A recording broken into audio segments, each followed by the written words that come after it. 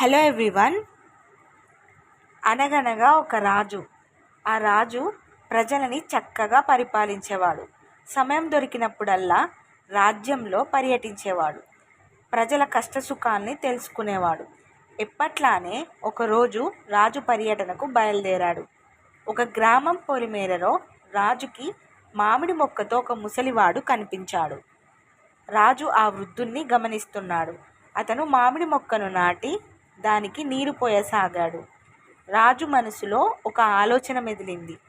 ఈ మొక్క ఎప్పుడు చెట్టు అవుతుంది, కాయలు కాస్తుంది, ఈ ముసలివాడు ఎప్పుడు వాడిని తింటాడు?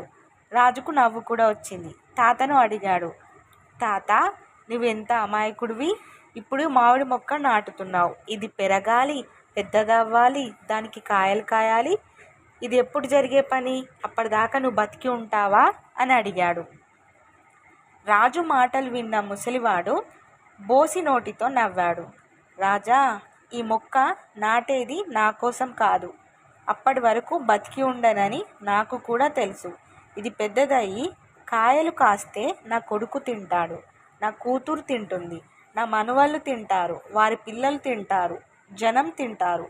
ఎన్నడో మన తాతలు నాటిన మొక్కలే ఇప్పటికీ చెట్లయి ఫలాలు ఇస్తున్నాయి. వాటినే మనం తింటున్నాం కదా. ఏ పని అయినా మన కోసమే చేయాల్సిన పని లేదు, రేపటి కోసం కూడా చేయాలి. ఎవరి కోసం వారే ఆలోచించుకుంటే ఈ లోకం ఇంత దూరం వచ్చేదా, ఇంత అభివృద్ధి ఉండేదా అన్నాడు ముసలివాడు. తాత మంచి మాట చెప్పాడు. తాత మనసు చాలా మంచిది అనుకొని రాజు ముసలివాడికి 25 బంగారు నాణాలు అందించాడు. తాత ముఖం ఆనందంతో వికసించింది. చూశావా రాజా, ఈ మొక్క నాటిన రోజే బంగారు కాసులు కాసింది అంటూ తాత సంబరపడిపోయాడు. అతని సంబరం చూసి రాజు కూడా ఆనందించాడు. మరిన్ని వీడియోస్ కోసం నా ఛానల్ని సబ్స్క్రైబ్ చేసుకోండి, లైక్ చేయండి, షేర్ చేయండి.